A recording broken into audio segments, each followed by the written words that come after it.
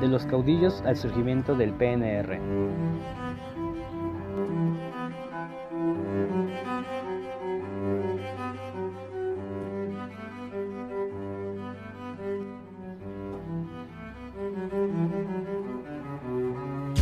La política revolucionaria y nacionalista.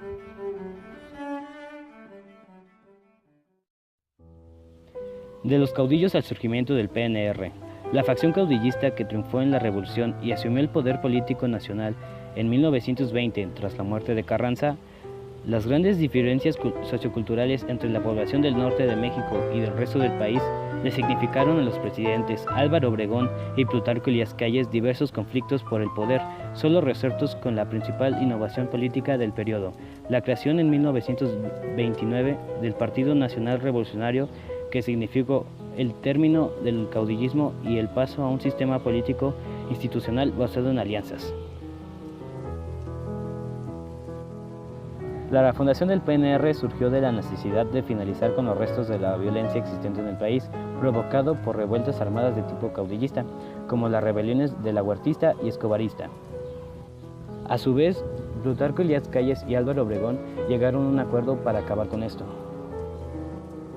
Yo estoy harto de la situación del país, necesito hacer algo para mejorarla. ¿Y esto qué tiene que ver con que me hayas hablado? Bueno, te llamé precisamente para proponerte que creemos un partido para mejorar la situación del país y pues esto también te conviene. Así que quieres hacer trato o no. Me parece bien, pero toma en cuenta que todavía tenemos cosas por arreglar. Ok, está muy bien. La guerra cristera. La posición ideológica de los líderes sonorenses también provocó conflictos con instituciones y sectores de la población, como fue el caso de las relaciones del Estado con la Iglesia mexicana, debido a la posición anticlerical que Obregón y, sobre todo, Calles adoptaron en sus gobiernos.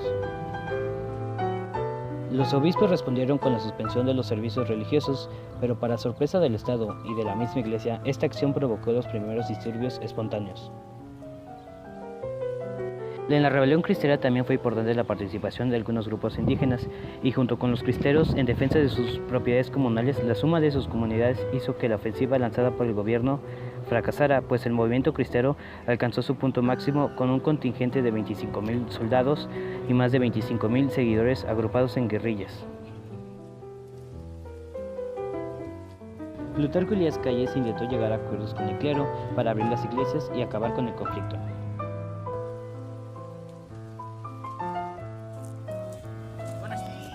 ¿Sabes algo, amigo? Yo no tengo nada en contra de las iglesias. De hecho, te propongo algo. ¿Por qué no reabrimos el clero? ¿Te parece?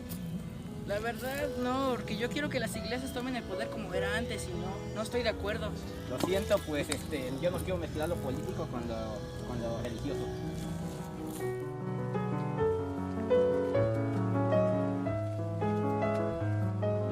Pero el asesinato de Álvaro Obregón, ya presidente electo, a manos de un activista religioso, José de León Toral, obligó a suspender toda negociación.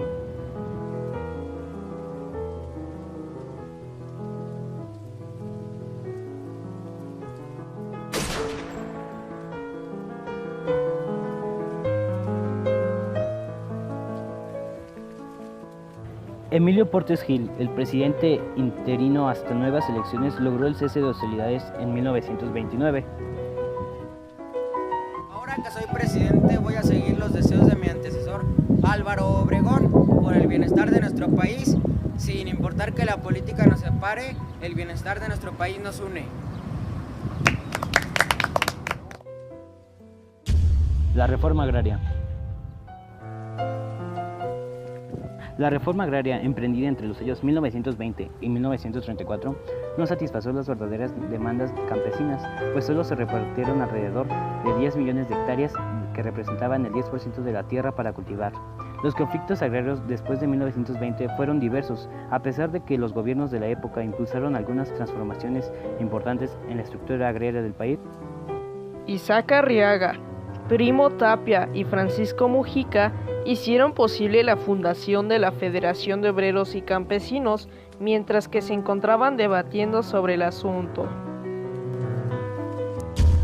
El cardenismo. El maximato permitió el desplazamiento del gobierno personalista por un de corte institucional, pero también provocó el crecimiento de los conflictos políticos y sociales, que terminaron con el cardenismo, un proyecto nacionalista y fundamental para la sociedad mexicana entre 1934 y 1940, y que presentó la última fase reformadora de la revolución.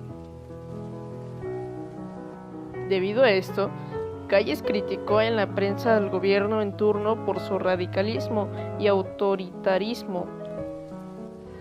Cárdenas está llevando a la ruina a nuestro país mexicano, por eso les pido su apoyo para quitarle el poder. Entonces, Cárdenas lo acusó de estar preparando un movimiento armado en contra del gobierno. Las acciones de Calles son una falsedad. Su único objetivo es desestabilizar al país.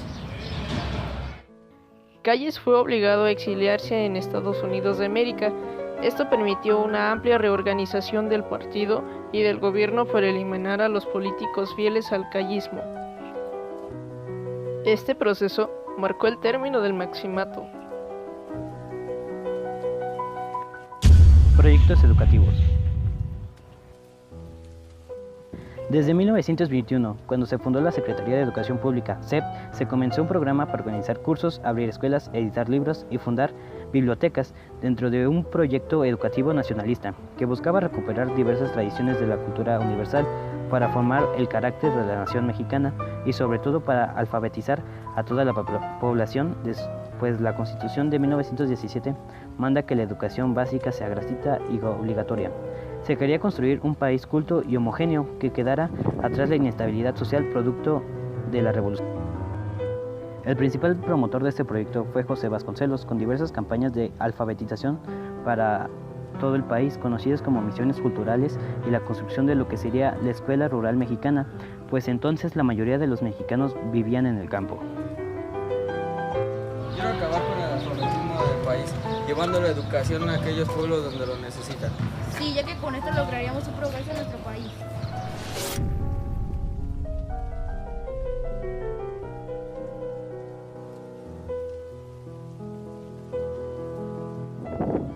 El tema que a nosotros nos tocó fue la política revolucionaria nacionalista, y el subtema a explicar es de los caudillos al surgimiento del PNR. Este partido surgió de la necesidad de acabar con las guerrillas que había en el México antiguo. Para ello se unió Plutarco Elías Calles y Álvaro Obregón en 1920. Después su sucesor el PRM y finalmente el PRI con nuestro presidente actual Enrique Peña Nieto. La guerra cristera fue la consecuencia de aplicar leyes anticlericales en el año de 1924, creando dos bandos, la política y la iglesia. Esto en la actualidad, la ley laica establece que no puede haber referencias en la educación pública hacia lo religioso. Bueno, a mí me tocó el contenido de nuevas instituciones en el gobierno. Esto se dio principalmente con la Constitución de 1917 y esto llevó al periodo del año de 1943, ya que la Constitución establecía que un trabajador tenía derecho a una vivienda digna, y fue entonces cuando surgieron instituciones como lo fue el Infonavit y el Fobiste. En la actualidad esto lo podemos ver en los trabajadores que les ofrecen la prestación del seguro social por medio del IMSS o del ISSSTE, y también que les permiten una facilidad de sacar una casa a crédito por medio de la institución del Infonavit y Fobiste, que hasta la actualidad no existen. El indigenismo antes era muy discriminado, ya que no tenía apoyos por parte del gobierno en todos los ámbitos: político, social y económico. Tuvo que crear protestas los indígenas, ya que nadie le quería hacer caso a los indígenas. Por lo tanto, el único que inició con esto fue en el año de 1920, José Vasconcelos, que creó la Secretaría de Educación Pública. Desde ese entonces fue muy apoyado.